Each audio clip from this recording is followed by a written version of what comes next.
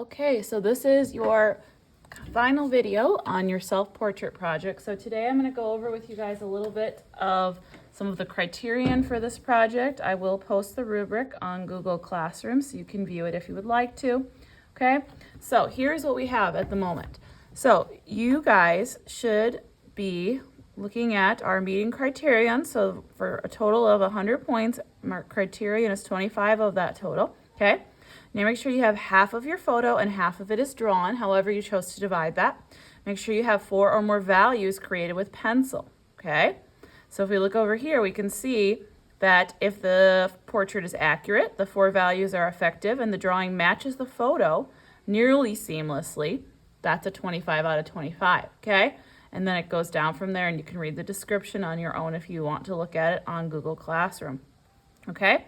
So the next thing we're going to look at here is you have your effort score, and then you also have your craftsmanship score. This is where the background is going to come into play. Okay, so once you have your photo and your drawing, you are now ready to start working on the background. When we look at the background, I'm looking for satisfactory use of materials, so you can use a pencil and one more. You can also use many other options. Some option choices would be watercolor, colored pencils, marker, crayons, okay? Consideration of composition. So we just watched a video on that, okay?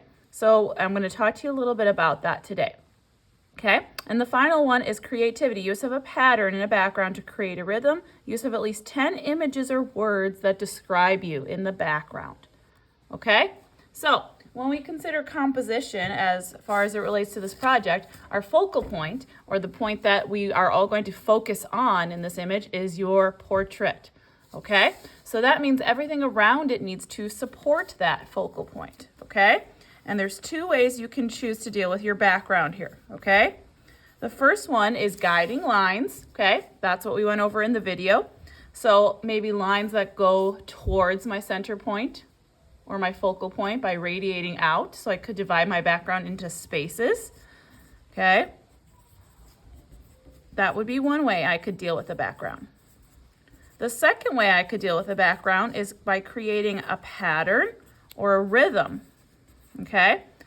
That would be by using something like a stencil that I would repeat over and over again, okay? So to kind of decide which one of those 2 you would like to focus on. If it's going to be a pattern, you might want to find a stencil that you find interesting, okay? So for here I have this kind of circle stencil I thought has an interesting shape. Divides my background up in an interesting way, still keeps my focal point. So what I'm going to do, if you've chosen a stencil, you need to try and repeat it at least 5 times. Okay? So notice how I'm going to place the circle, and I'm going to overlap it a few times so I get sort of multiple concentric rings here. Okay, so I'm going to place it over my head on this one. This one almost makes sort of a halo kind of a shape. Okay? By using a stencil repeatedly, you are going to already create one of our principles of design, which is pattern or movement, okay? So I've probably used it about 5 times now. Look at how I'm just going to overlap the circles and continue to trace. And it's going to give you some interesting spaces to work with, okay?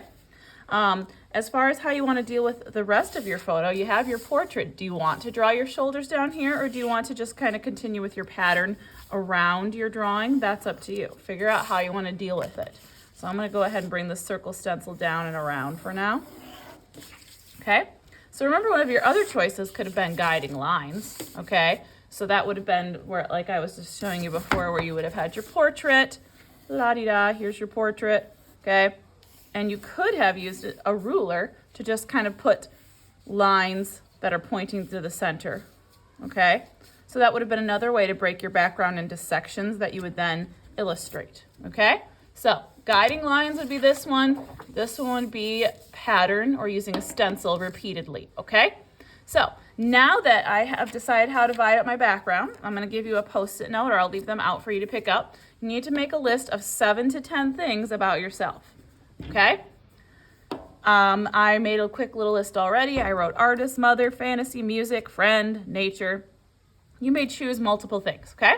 Now it is your creative option to decide how you're going to include these things on your list into your background, okay? Some choices could be you're going to choose to use stencils that illustrate some of these things.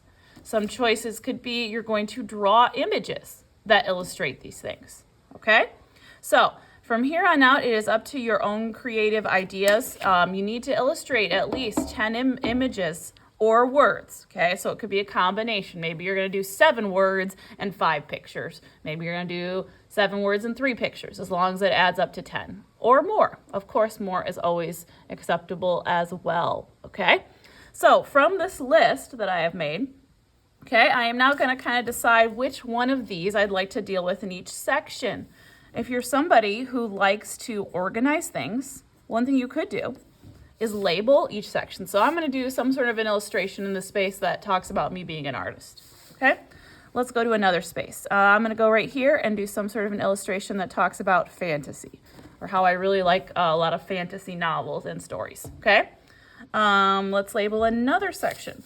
Maybe I'm going to go down here, label this one as friend, and here I'm going to put some sort of an illustration about me being a friend. Okay.